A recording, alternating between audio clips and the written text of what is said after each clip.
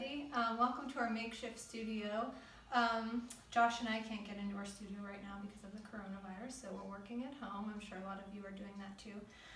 We're in the process of making lumen prints, so I thought it might be fun to just show you the process rather than just showing you the final object. So what we have here is 20 by 24 sheets of silver gelatin paper. If you've ever taken a darkroom class, specifically black and white darkroom class, or color. This is the paper you're going to be using, but the difference is normally when you take a darkroom class, you're exposing this paper to tungsten light. When you expose it to tungsten light, that's what just gives you your gray tones. When you expose it to UV light, meaning the sun or the moon, or if you have UV light bulbs, it's going to create a lot of different interesting colors. So what we did is we just took this piece of paper, we put it in I have a 24 by 36 poster size frame. So we stuck this paper in there, we stuck this wisteria on top of it. And then we just, I exposed this one for, how many hours did I do this? 24 hours. I think it was, okay, about 24 hours.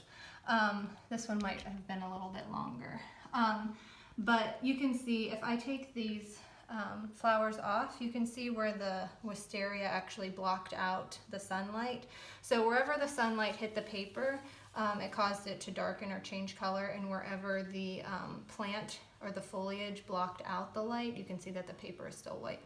A good way someone described this to me one time was that it's like the paper gets a suntan, so that makes it a little bit easier to understand. Wherever the light is blocked, the paper won't get tanned. So what we're going to do now is we're going to take the paper. Our tray is a little bit small, so we're going to be improvising here. I'm going to put some gloves on. But we're going to use fix that you use in a traditional darkroom class to develop the print.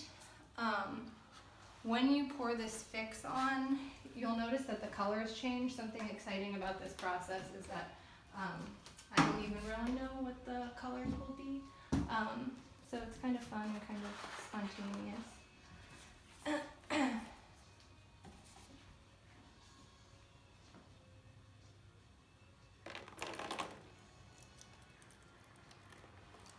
Oh, not changing as much as I thought.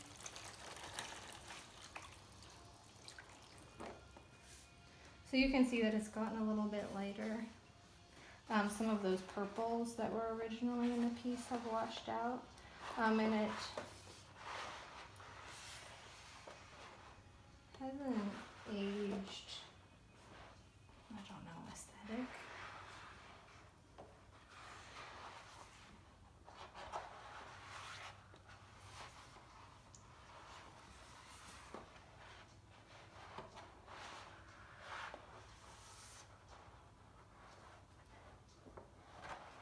So we're just going to wash this for a couple minutes. I'm sorry, develop it for a couple of minutes.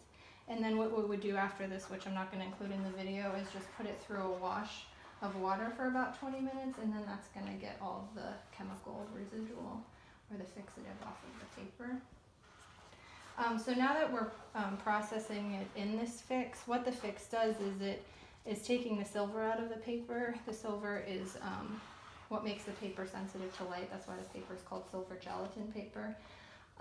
Once the silver is removed from the paper, it won't be sensitive to light anymore. So we could take this outside and it will no longer change.